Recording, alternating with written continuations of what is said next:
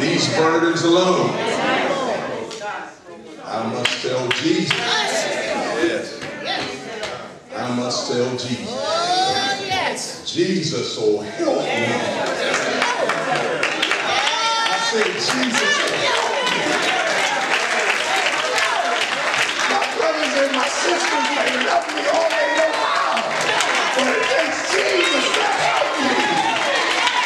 Jesus alone can lift me up and brush me off and give me peace and be my strength and cause the joy to rise again and make me stand and keep me stable and keep me moving and open doors and provide for my needs.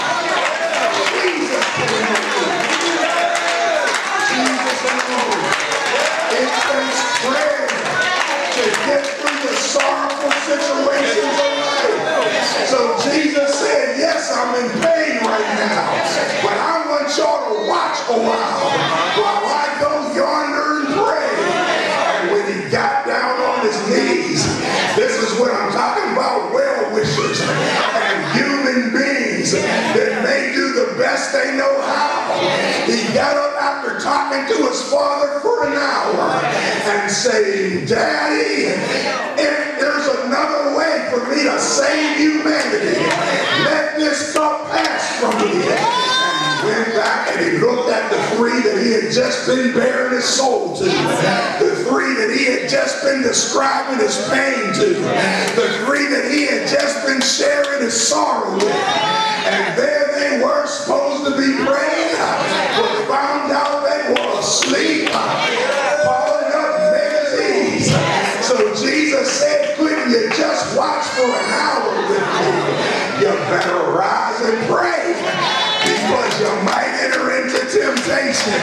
The spirit is willing, but the flesh is weak. Has anybody found that to be true?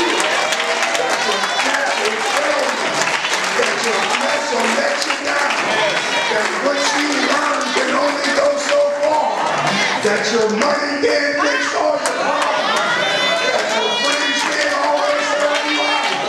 That your mama may love you, but there's some jams that you get into that mama can't even get you out of.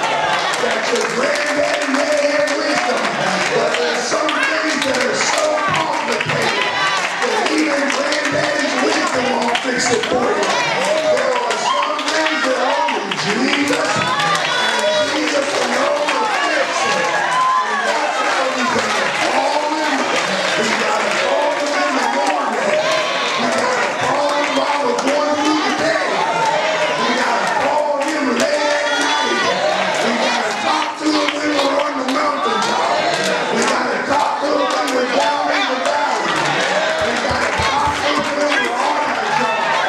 We gotta talk to him when we get a peace step. And the God says, I'm sorry, but your joy is your Lord. God is still God. God is a glorious God. And God will help you through all that you go through in life.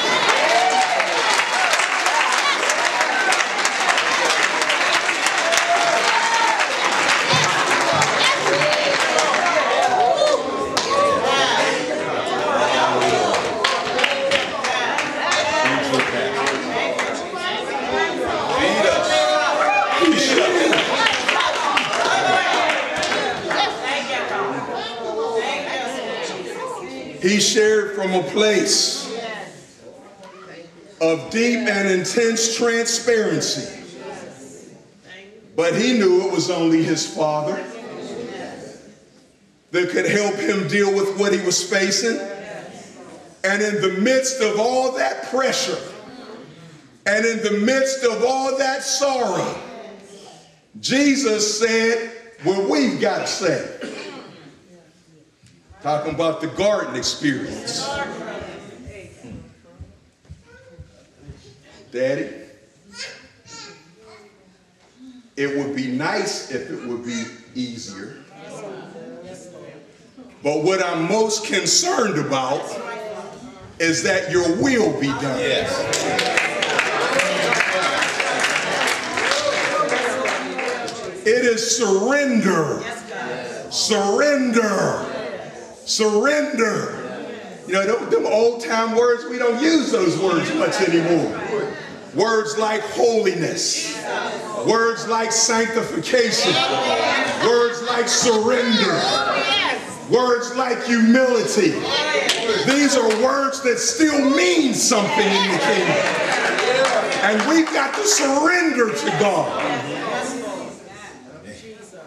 I just want to remind you about the disasters that happen in garden experiences when the opposite happens.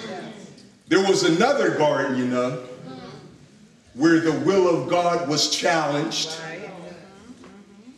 And instead of surrender, Adam and Eve act independently. And because they decided that their will and their desire was going to be higher than God's, and that they were going to choose what they wanted rather than what God wanted, it led to disaster. It led to them getting thrown out of paradise. It led to them getting blocked from the tree of life.